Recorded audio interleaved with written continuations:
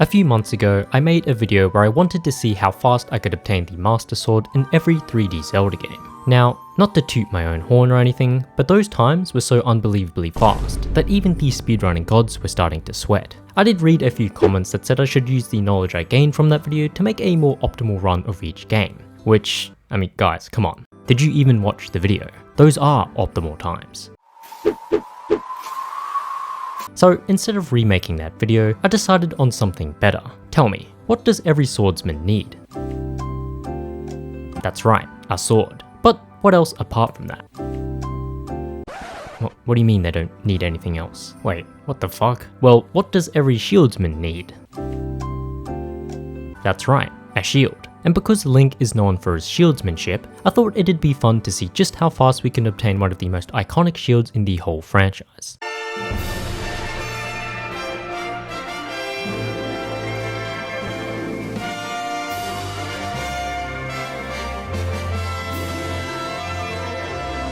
Our quest starts with the original adventure.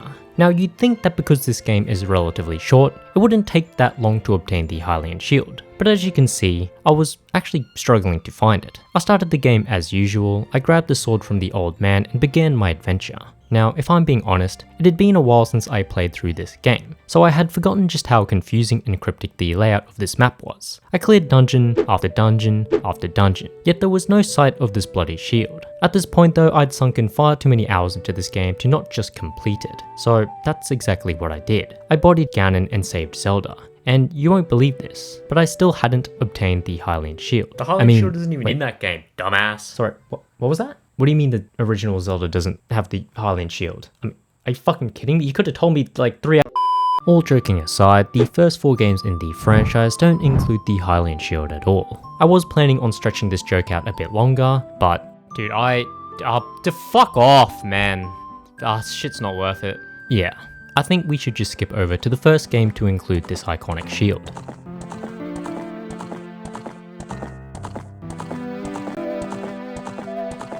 It doesn't matter how old you are, this opening sequence will always give you nostalgia.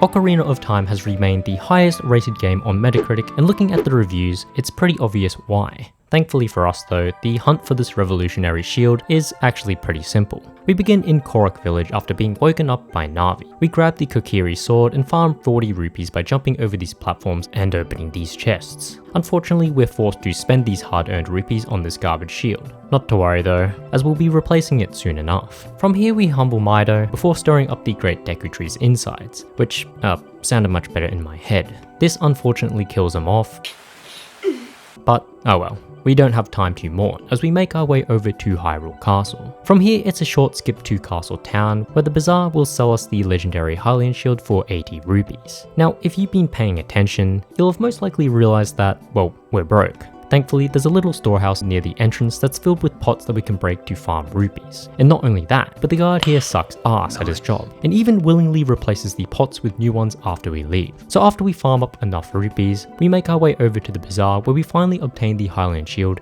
in just under 40 minutes. From here, let's move on to the darkest game in the entire franchise. Ah shit, sorry, wrong one.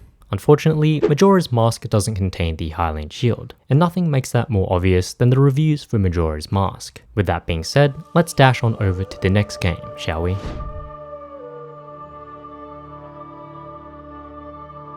Ah, there it is. The true darkest Zelda game. Well, darkest to those who haven't seen true horror. Oh boy! I'm so hungry, I could eat an... Now, Twilight Princess and Ocarina of Time are surprisingly similar, at least when it comes to obtaining the Hylian Shield. See, just like in Ocarina of Time, all we have to do is complete the prologue as well as the game's first dungeon. We'll then be able to purchase the Hylian Shield from the Mallow Mart. The only problem is that the opening prologue and first dungeon in this game are significantly longer than they ever were in Ocarina of Time. Let me quickly run you through everything that we need to do. So we wake up at our place in Ordon village, we help herd some goats into the barn, we summon a hawk to steal back this cradle, we're then given a fishing rod which we use to catch fish at the shop. I also took a bit of time after grabbing the slingshot those things to our house because the house is now in combat to rescue 200 rupees. You guys still with me? No. Well, anyway, we're then back at the barn herding more goats. After being humbled by Ilia, we sneak into the springs where we're ambushed by more enemies, ultimately leading us to turn into a wolf as we're dragged off to prison. This is all just in the opening chapter of the game. Anyway, we wake up in prison, meet Midna, who helps us break out of prison, and then we go touch base with Zelda before sneaking back through Ordon Village where we collect our sword and shield. We catch a whole bunch of bug things which not only restores light to the province, but also restores us to our human form. From here, we make our way over to the Forest Temple where we have to free a whole bunch of monkeys. The dungeon ends with us fighting off against, I don't know what the fuck this thing is, but after beating it, we make our way over to Kakariko Village to catch some more bugs. And yes, I know, this isn't a fast time. Stop looking at me like that. From here we travel back to Ordon Village where we fuck up this old man in a sumo wrestling match before making our way back to Kakariko Village, just to find out that the same bloody neighborhood kids are getting kidnapped again. So we chase after King Bulblin, only to best him in a jousting match. We then flex on him with one of the coolest poses to ever grace the gaming landscape before finally returning to Kakariko Village for the 191st time. Here we learn that our judgy friend Milo has turned the old general store into a mart, and it's here where we can finally buy the elusive Hylian Shield for 200 rupees. Honestly, I'm kind of annoyed that I didn't get it in under 3 hours, but hey, it'll do. Especially after I got semi-lost in the Forest Temple. With that being said, I can't imagine there's a game that takes longer than this. Ah, fuck. If you haven't seen my last video where I tried to obtain the Master Sword in all of these games, then don't. Yeah, don't go and watch it. At least don't watch the Skyward Sword segment, because that game was an absolute pain. Oh, what's that, like a world record or something? Too easy. Now you're probably thinking, wait, 10 hours? What, did you just beat the whole game or something? Yes, pretty much. I'd say at this point I'd played around 80% of the entire game just to get the Master Sword. But what if I told you that the Hylian Shield takes even longer to obtain? See, unlike the Master Sword, which is a core part of the game's story, the Hylian Shield is more of a bonus item, one that you have to go out of your way to collect. But before we get to that, let me just play through Skyward Sword again. Unfortunately, there's no real shortcuts to take as we're playing these games without glitches. This means we have to travel to each region the old-fashioned way and complete their dungeons to collect the 3 tablets. We then face off against the imprisoned not once, not twice, not 3 times, not even 4 times, but 5 fucking times. I'm not even kidding. See, after obtaining the Master Sword, which only took me 9 hours this time, we have to reseal the imprisoned a second time. We then take to the skies where we battle against the ocular parasite, which ends up freeing Levias. Levias tells us about the Song of the Hero, and how we'll have to travel back to the 3 regions to learn each section of it. The first one is in Faron Woods, but again, this motherfucker just won't stay sealed. This marks our 3rd fight against the imprisoned, and it definitely won't be our last. Thankfully the regions to follow don't take too long, and before you know it, we're giving the Thunder Dragon our very own homegrown life tree fruit. This restores him back to his electrifying self, and finally, we're able to take on the Thunder Dragon's lightning round. Now, as I said before, this isn't a requirement to complete the game, and is more of a bonus mode. By talking to the Thunder God, we're able to replay Silent Realm missions for extra rewards. I'm not sure why anyone would want to, but the option is there. The other mode offered is a boss rush, and it's this one that we're interested in. Just like any other boss rush, this one has you fighting the same bosses we've already fought in a gauntlet where our health doesn't replenish. As you can imagine, this can be quite a challenge, considering we need to beat 8 bosses in a row to be awarded with the Hylian Shield. The hardest part of this boss gauntlet though, is having to fight this guy another 2 times.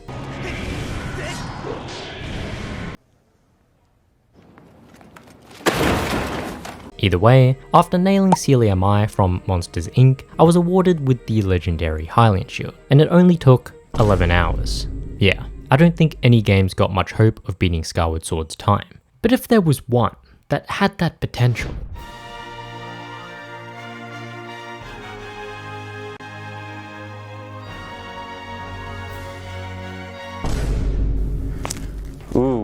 yeah, it definitely wouldn't be this one. Hyrule Warriors is a strange game when it comes to this sort of challenge. There aren't really any methods that can be used to speed up acquiring the Hylian Shield. You basically just have to play through the game until a certain point. Now, I did specifically choose to play on the easiest difficulty option as it meant faster clearance times for each mission, but outside of that, there's not really any other big strategies considering we're doing glitchless runs. That being said, it does take a good chunk of time to reach the Hylian Shield as we have to complete 11 out of the game's 18 scenarios. Either way, Anyway, after battling our way through Twilight Princess levels and Ocarina of Time levels, we find ourselves at the Temple of the Sacred Sword. For those of you wondering, yes, this is the exact same scenario where Link pulls out the Master Sword. But the interesting thing is, the exact moment he whips out the Master Sword, he also magically spawns in the Hylian Shield.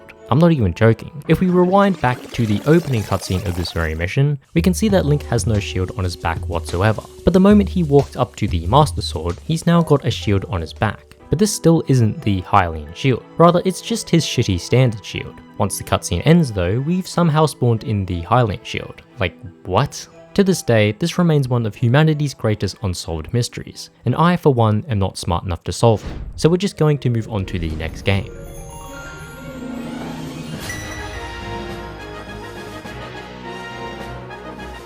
Now I bet you didn't expect this bad boy to show up. Honestly, there's probably a good portion of you that forgot this game even exists. And I can only say that because I'm one of them. Yeah, the guy who stole his channel name from this very series also forgot about this very game. How embarrassing.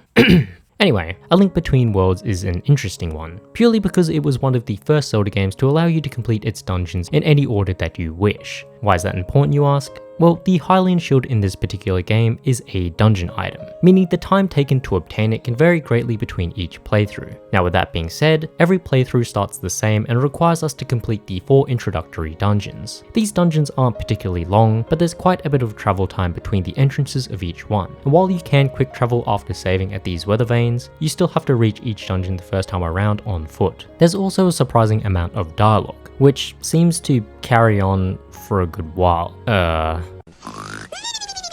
Shit, where was I? Oh yeah, once we've collected all 3 pendants from the initial 3 dungeons, we're able to make our way through the Lost Woods and claim the Master Sword. With it in hand, we can clear the barrier surrounding Hyrule Castle, and after decimating millions of soldiers, we confront Yuga one last time before slipping our way into Low Rule.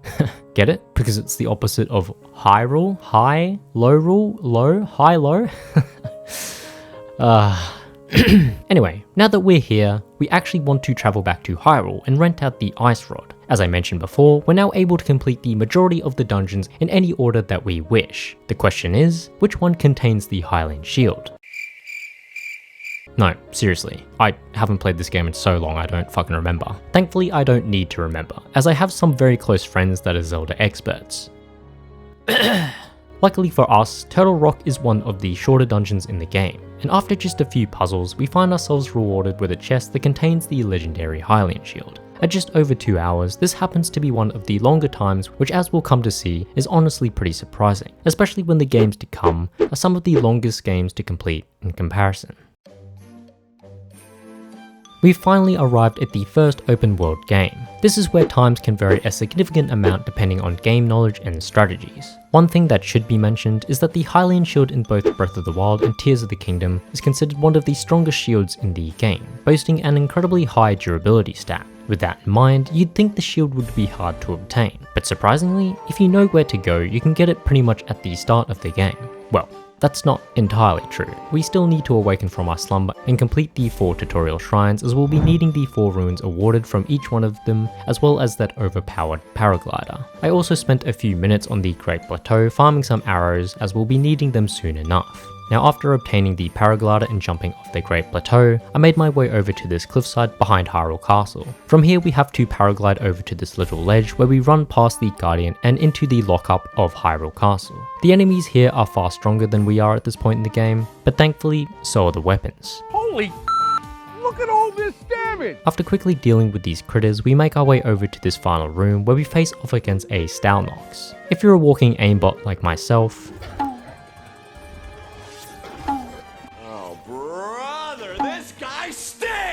you shouldn't have any real problems dealing with this guy in a speedy manner. Defeating him rewards us with a chest that once opened awards us with the prestigious Hylian Shield, all of which can be done in just over an hour of gameplay. But if you thought that was easy, just wait until this next one.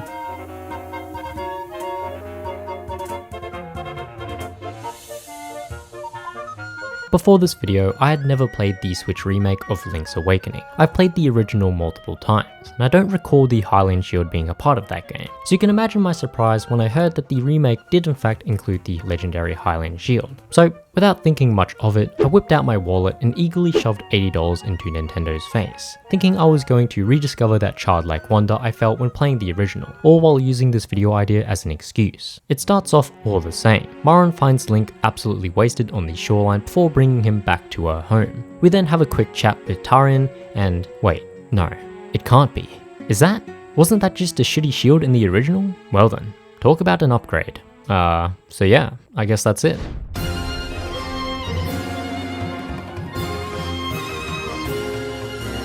I think you all know where this one's going. Just like in Hyrule Warriors, all we have to do is play through the game until we stumble across the Master Sword. Once Link pulls this bad boy out of its pedestal, he simultaneously whips the Hylian Shield out of his ass, as apparently you can't be rocking the Master Sword without the Hylian Shield. I guess style-wise, it's just not right. Woo! Yeah! I mean, just look at this. Link's obviously using some shitty wooden shield just moments before being slammed into the Master Sword's pedestal. Then miraculously, like what the fuck, what? Mindfuckery aside, the Hylian Shield can be obtained in about 2 hours on the easiest difficulty, which is honestly pretty early on into the game. And speaking of early, now, Tears of the Kingdom is an interesting one. It shares a lot of similarities with Breath of the Wild.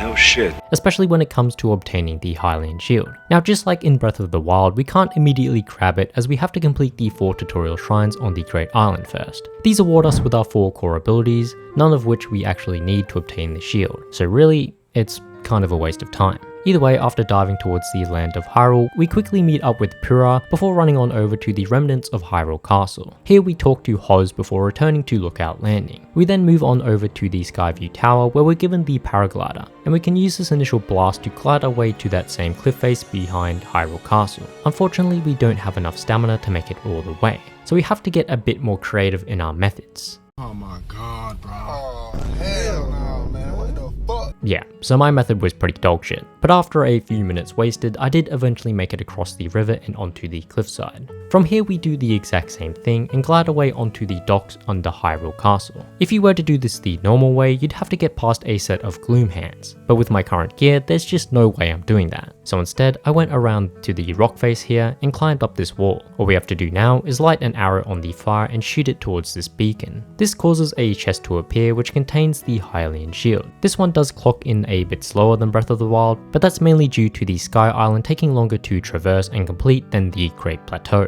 With Tears of the Kingdom out of the way, we're onto our final game.